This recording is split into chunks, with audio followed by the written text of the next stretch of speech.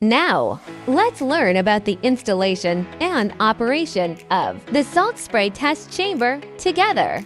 As you can see, the cover of the salt spray testing machine is not placed correctly. Next, we'll adjust it to the proper position.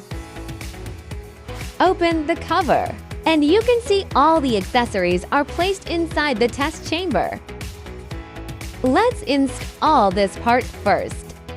Install it on the back of the machine. Align these four screws with the corresponding holes, then tighten them securely.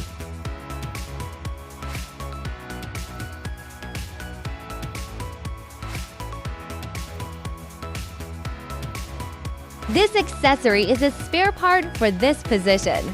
To replace this accessory, please operate from the bottom of the equipment. This is where the nozzle is installed. This is a spare part for nozzle replacement. During installation, please make sure the water pipes are correctly positioned. This pipe goes into this hole, and the other pipe goes into this hole. This component is a sensor, which serves as a spare part for this position. Remove the screws on the side of the machine. Then open the side cover. Install the sensor from this position. This sensor is used to detect the temperature inside the test chamber. This end of the sensor is installed at this position. This sensor is a spare part for the sensor at this position. This sensor is used to monitor the temperature of the pressure barrel. The wiring of this sensor should be connected to the pressure barrel temperature gauge. This part is a spare for the component at this location.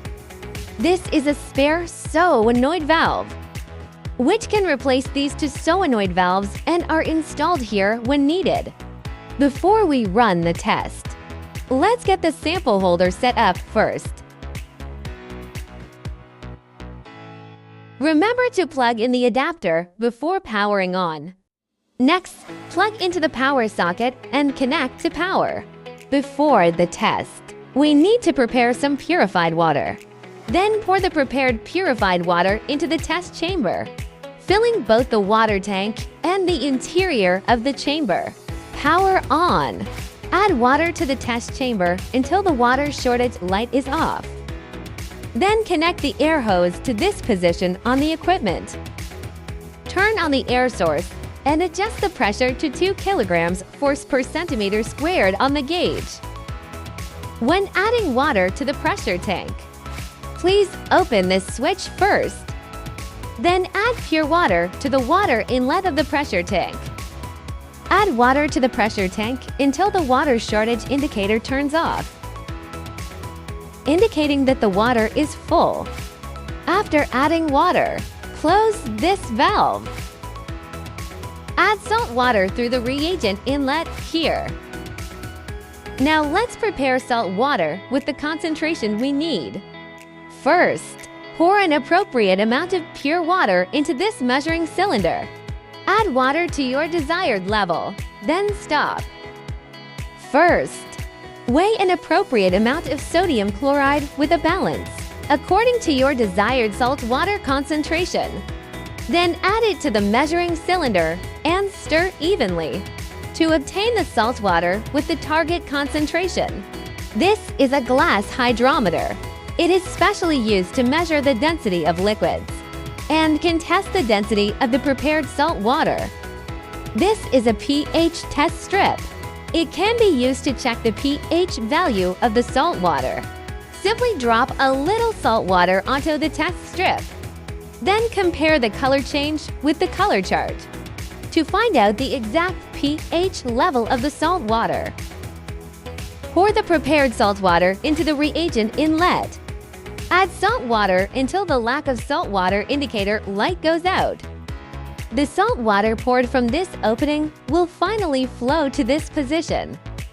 Turn on the operation button.